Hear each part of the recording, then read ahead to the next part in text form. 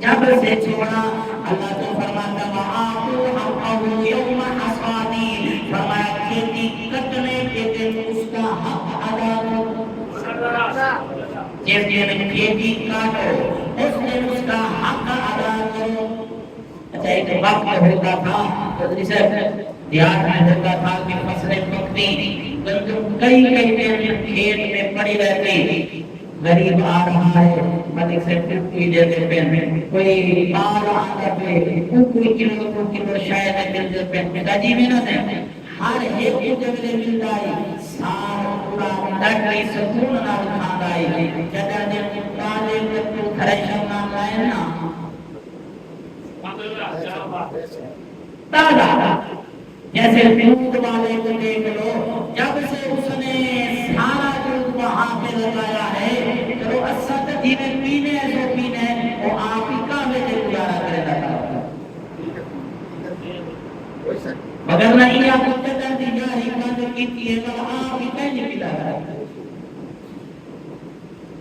عزیزان اکرامی قدر میرے کریم آقا کے غلاموں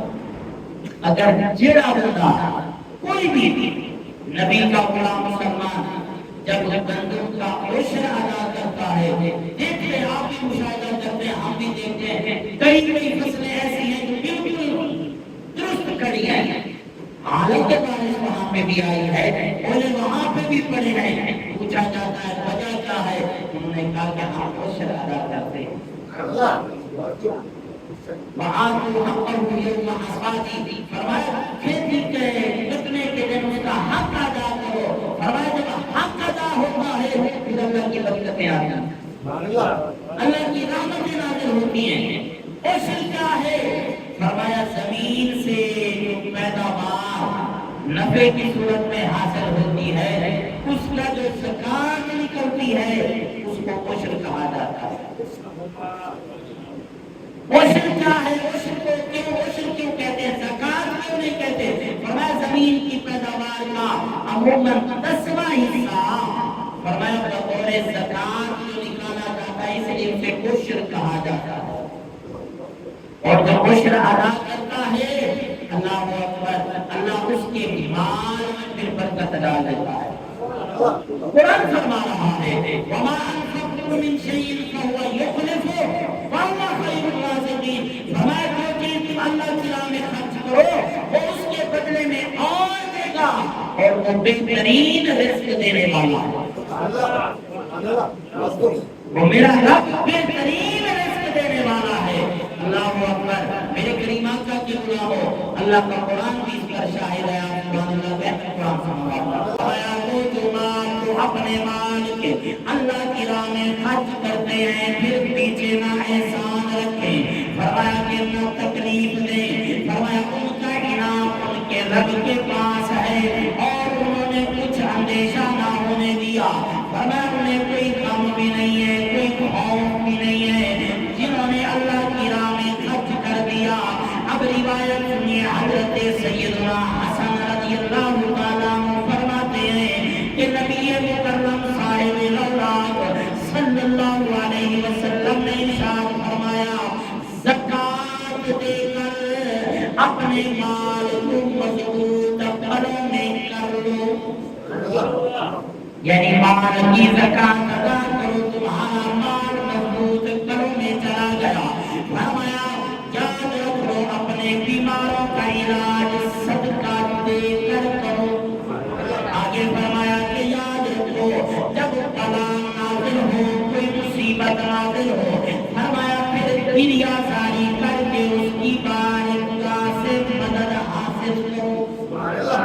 فرمایا جب تم یہ عمل کرتے رہو گے فرمایا اللہ کی طرف سے تمہارے لیے برکتیں اترتی رہیں گی اب فرمایا جو ادا نہ کرے اس کے لیے بھی سن لو